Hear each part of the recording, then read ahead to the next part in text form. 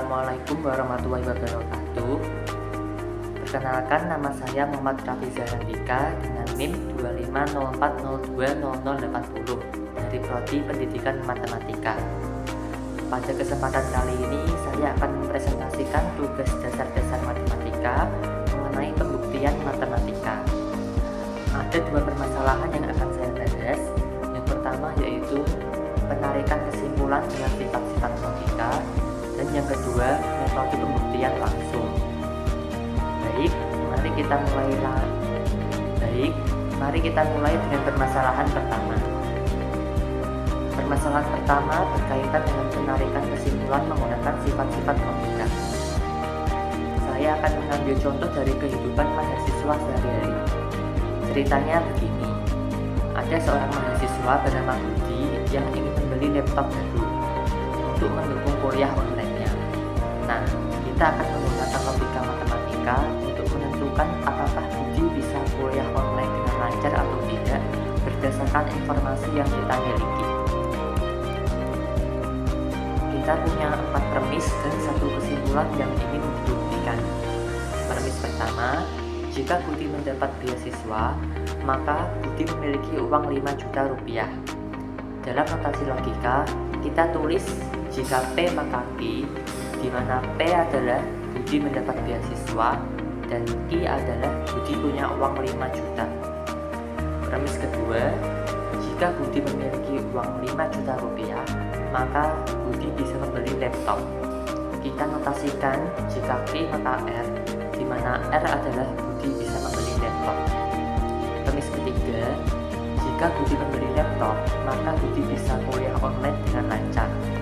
Kita notasikan jika R maka S, di mana S adalah Budi bisa kuliah online dengan lancar. Premis keempat, faktanya Budi mendapat beasiswa. Ini berarti P benar. Pertanyaannya, apakah Budi bisa kuliah online dengan lancar? Atau dengan kata lain, apakah S benar? Saya akan membuktikannya dengan menggunakan silogisme hipotesis. Langkah pertama, dari premis 1 jika P maka Q, dan premis 2 jika Q maka R, kita gunakan silogisme. Hasilnya yaitu jika P maka R, artinya jika Budi dapat beasiswa, maka Budi bisa membeli laptop.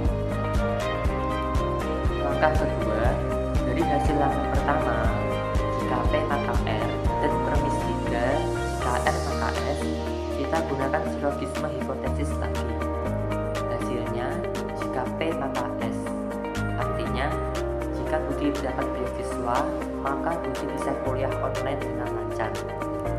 Langkah ketiga, sekarang kita punya jika P maka S, dan dari premis 4 kita tahu P benar. Dengan modus ponens, kita simpulkan S benar. Kesimpulannya, Budi bisa kuliah online dengan lancar. Terbukti. Jadi, baik, kita sudah selesai dengan permasalahan pertama tentang penarikan kesimpulan. Sekarang kita lanjut ke permasalahan kedua, yaitu pembuktian matematika. Saya akan menggunakan metode pembuktian langsung. Permasalahan kedua adalah membuktikan sebuah teorema dalam teori bilangan. Teorema yang akan saya buktikan adalah untuk setiap bilangan bulat n, jika n adalah bilangan ganjil, maka n kuadrat juga bilangan ganjil. Teori ini penting dalam matematika diskrit, khususnya dalam teori bilangan.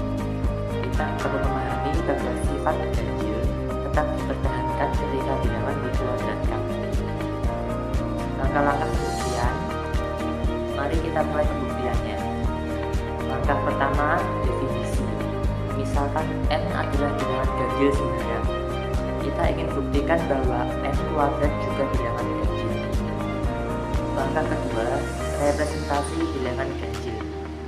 Karena n adalah bilangan ganjil, maka berdasarkan definisi bilangan ganjil, n dapat ditulis sebagai 2k plus 1 untuk suatu bilangan bulat k.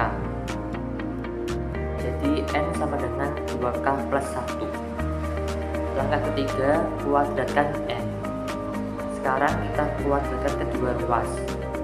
N kuadrat sama dengan 2K plus 1 kuadrat, sama dengan 2K plus 1 dikali 2K plus 1. Hasilnya yaitu 4K kuadrat tambah 2K tambah 2K tambah 1. N kuadrat sama dengan 4K kuadrat tambah 4K tambah 1. Langkah keempat, faktorkan. Sekarang kita faktorkan bentuk ini. N kuadrat sama dengan 4K kuadrat tambah 4K tambah 1. N kuadrat sama dengan 4K dikali K plus 1 plus 1. Kita bisa tulis ulang, N kuadrat sama dengan 2 dikali 2K kali K plus 1 plus 1. Langkah kelima, substitusi. Nah, perhatikan bentuk ini. Misalkan kita sebut M sama dengan 2K dikali K plus 1. Karena K bilangan bulat, maka K plus 1 juga bilangan bulat. Sehingga 2K dikali K plus 1 pasti bilangan bulat. Jadi M adalah bilangan bulat. Maka kita punya N kuadrat sama dengan 2M plus 1. Langkah keenam, kesimpulan. Karena N kuadrat dapat ditulis dalam bentuk 2M plus 1, di mana M adalah bilangan bulat, maka berdasarkan definisi bilangan ganjil, N kuadrat adalah bilangan ganjil. Jadi terbukti bahwa jika N ganjil, maka N kuadrat juga ganjil. Untuk memperkuat pemahaman kita, mari kita verifikasi dengan beberapa contoh numerik. Contoh pertama, N sama dengan 3. 3 adalah bilangan ganjil, N kuadrat sama dengan 9 juga ganjil. Contoh kedua, N sama dengan 5. 5 adalah ganjil, N kuadrat sama dengan 25. 25 juga ganjil. Contoh ketiga, N sama dengan 7. 7 ganjil, N kuadrat sama dengan 49 juga ganjil. Semua contoh konsisten dengan teorema yang kita buktikan. Baik teman-teman, demikian presentasi saya mengenai pembuktian matematika. Pembuktian matematika melatih kita untuk berpikir logis, sistematis, dan teliti. Kemampuan ini sangat berguna tidak hanya dalam matematika, tetapi juga dalam memecahkan masalah di kehidupan sehari-hari. Sekian presentasi dari saya. Terima kasih atas perhatiannya. Wassalamualaikum warahmatullahi wabarakatuh.